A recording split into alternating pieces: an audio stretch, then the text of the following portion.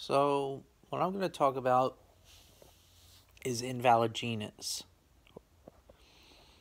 It means like what the animal was used to be called, or something like that. For example, with walking with dinosaurs, there's lots of the dinosaurs or Mesozoic animals that are invalid.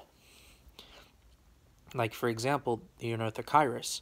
Ornithochirus is not Ornithochirus, it's a Trothionathus, which is an Ornithochira, don't get me wrong, but it's changed because we find more research confirmed that it's a completely different ornithochirid. Trothionathus lived in South America, not Ornithochirus itself. At least what I heard, don't get me wrong. I'm not really a pterosaur expert, but let me in the comments down below. With the polar Allosaur, it's been changed so many times, but now it's been confirmed. In the original, well, of course BBC, it was polar Allosaur, dwarf Allosaur, and then Discovery Channel version. Both of these two versions, the new and the old version of the Discovery Channel, they were both called Carnosaurs. But now research has been confirmed that it's, well, Australornithinator, and it's a completely different theropod. It's not a Carnosaur and it's not an Allosaur. It's a Megaraptoran. And Megaraptorans are completely different than other theropods. They shared a common ancestry with Carnosaurs, I believe. Correct me in the comments. But that still doesn't mean that they're the same. What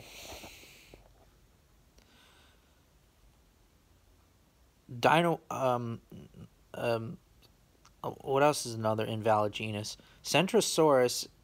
I mean, Monoclonius is invalid genus, so it's called Centrosaurus now. No one has never used Monoclonius ever since Centrosaurus came.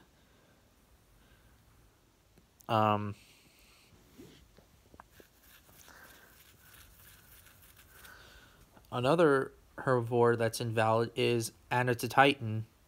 Really, way back in the day, it was called Anatosaurus, and then later on it was Anatotitan or Anatotitan, whatever.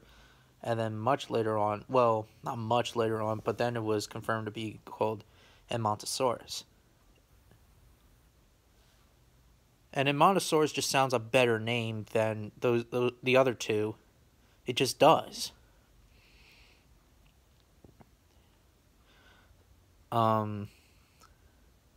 Science will always change every day.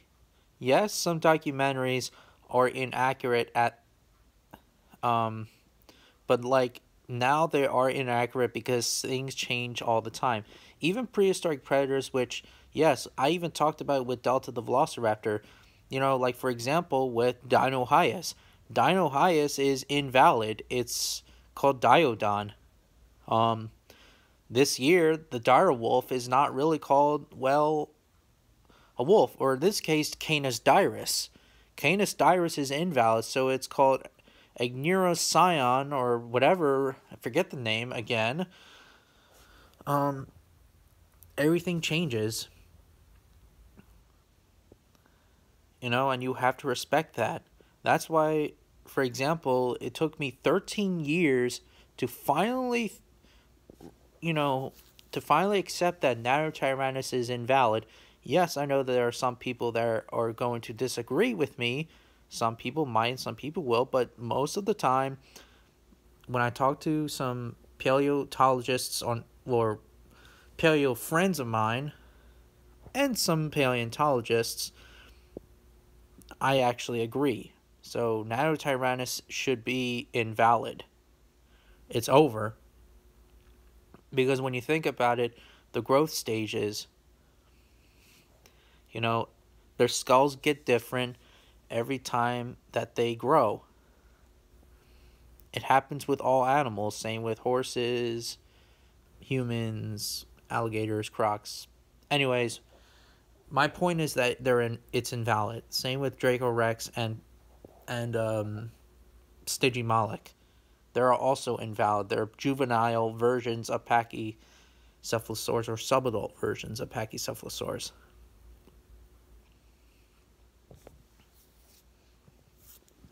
So anyways, and even Seismosaurus. Yes, at the time, really, I really liked that name because the name sounds cool and all, but at the same time, though, it's Diplodocus.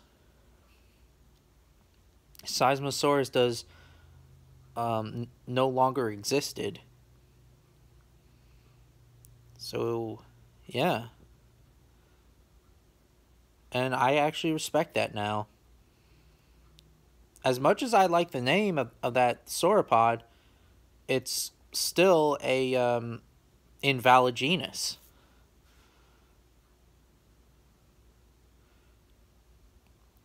So, yeah.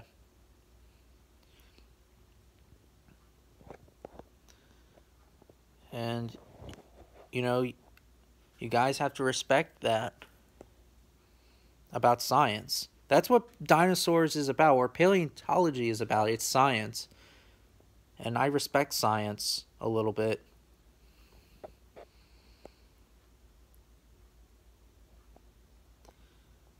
You know, when the dire wolf became not a wolf anymore, I accepted it. Not finally, but I immediately accepted it because it's different than other canids. It's not in the wolf family. It's still a canid, but it's still a completely different type of canid.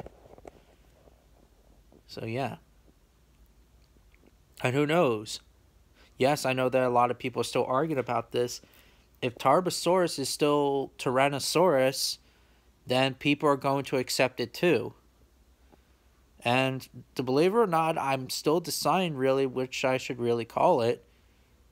But Thomas Carter is pretty right about this debate. I mean, is right about Tarbosaurus being invalid.